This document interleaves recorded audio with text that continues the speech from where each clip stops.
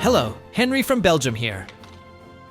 Today, a video about LEGO set 6264, Forbidden Cove from 1994. I have the complete set, including the original box, inner box, manual, and all parts. This set is part of the Pirates theme, with a sub-theme called Islanders. That sub-theme is highly sought after and loved by collectors. It was brand new in 1994, and there are only 6 sets in this series. The Holy Grail is set 6278, Enchanted Island. It contains 428 parts and 7 minifigs, and you can find already an extensive video of it on my channel. Forbidden Cove is the second largest set, with 214 parts and 4 minifigs, about half the size of Enchanted Island. The artwork on the box is great.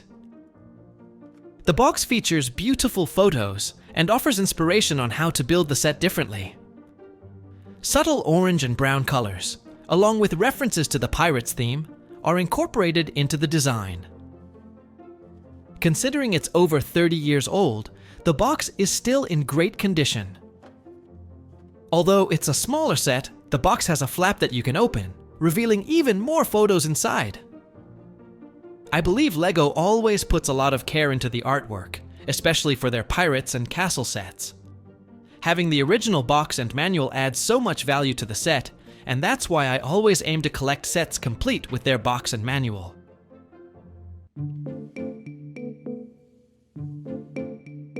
A handy A4 size is chosen for the manual.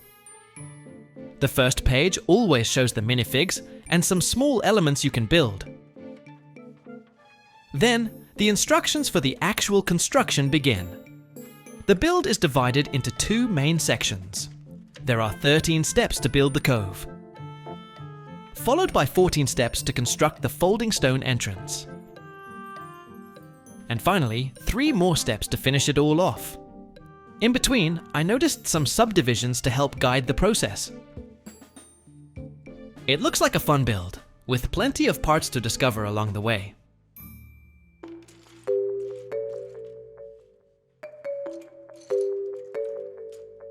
Since I already had Enchanted Island in my collection, I imagine the other sets in this theme might be less surprising to me. I don't immediately spot any parts that are new for me. I noticed the familiar rock panels, boats, and, especially, a lot of classic palm leaves. Fortunately, there are also plenty of smaller parts and basic bricks. A 16 by 32 plate is included as the base plate, which makes sense given the relatively small size of the set. Of course, a printed plate would have been even nicer, as it would have added a slightly more unique touch.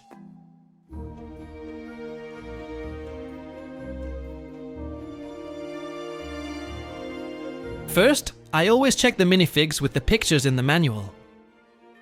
This is especially important when buying second-hand sets, as you need to verify every detail carefully.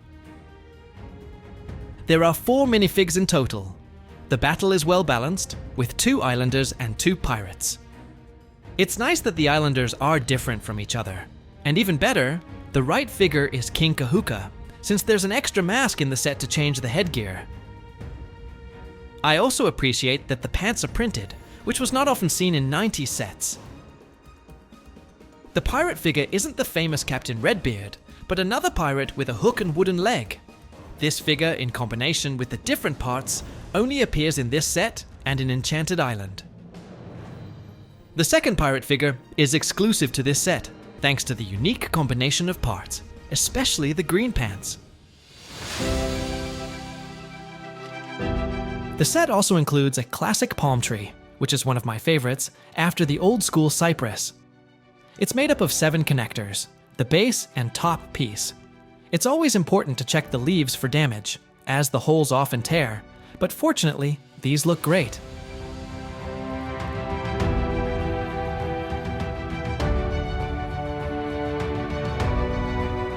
There's also the well-known crocodile, which was a novelty in 1994.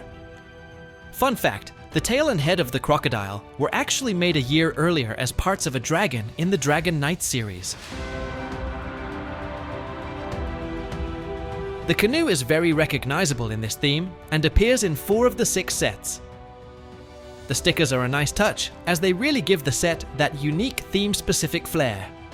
It includes 2 oars, which also should be checked for damage or stress marks. Finally, there's the pirate ship. It features the familiar components, but I particularly like that red was chosen for the benches. It's a nice variation on the usual grey. Extra bonuses are the pirate flag and the tile with a printed map.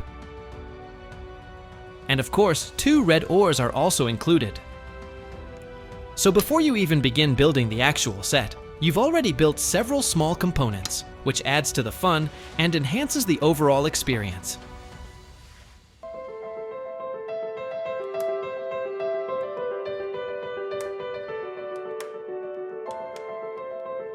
The building process is enjoyable and fun.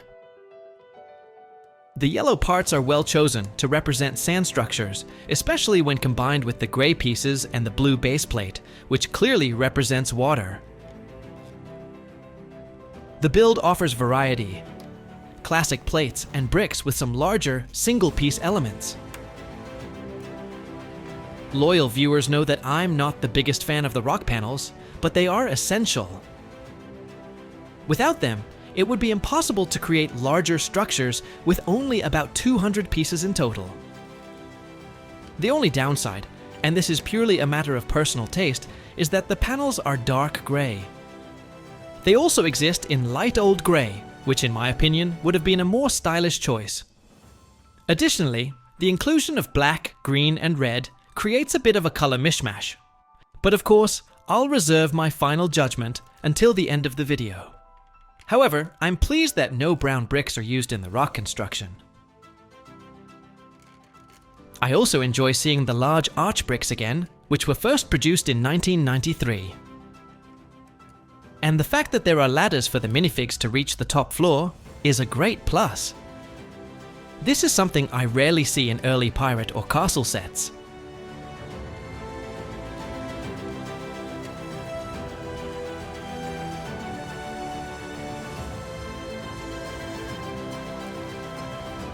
The top floor is made of red bricks, and the nice corner bricks immediately catch my eye. The 2 green plant vines, which allow access to the top floor, are also well chosen.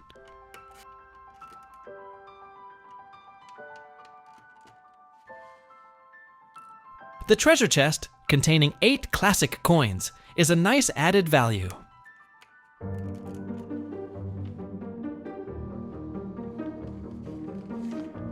According to the manual, there are actually 3 more steps to finish this part, but before that, there are 2 pages with instructions on how to build the secret door. This is a nice change of pace, and the build involves some puzzling and searching with smaller bricks and parts. In fact, it's a kind of face that I build, complete with a mouth, nose, eyes, and ears. It's rudimentary and basic, but it works. It genuinely looks as if it has been sculpted into the rocks. It's also recognizable because this sculpture appears in other sets from the series. As a nice detail, horns, a plum, and 2 smaller palm leaves have been added. The final steps involves completing the roof, which consists of a few more black plates and larger palm leaves. Here, I do wish there were slanted corners or a hinge system to add an extra play element.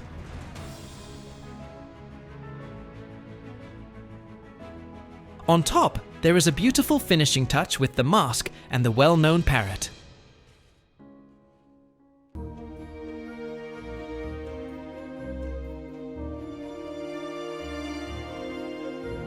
Now that I see the set as a whole, I think the color combinations are successful.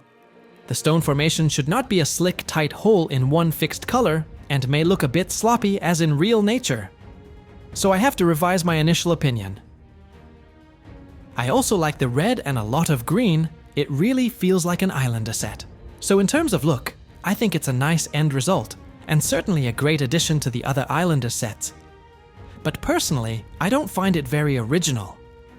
It's essentially a hideout for the Islanders, but I feel it lacks some extra features and play elements. The secret door is nice, but you can only open it by hand on one side and let boats sail through. There's no real mechanism or detail that suggests it could open on its own. For example, a brick or antenna that the minifig could push to open it would have been a nice touch. I've seen similar designs in other pirate sets, such as the Skull Island set. It is not only a door, but also featured a trap mechanism. And you could also position the skull to camouflage the upper floor, which is not the case here. The inside of the cave is also quite austere. I only see two 2x4 red bricks, and for me, the treasure chest is too exposed, making it easy to grab.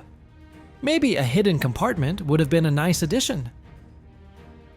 I don't want to sound overly negative, but since I first had Enchanted Island in my collection, I may be a little biased when reviewing this set.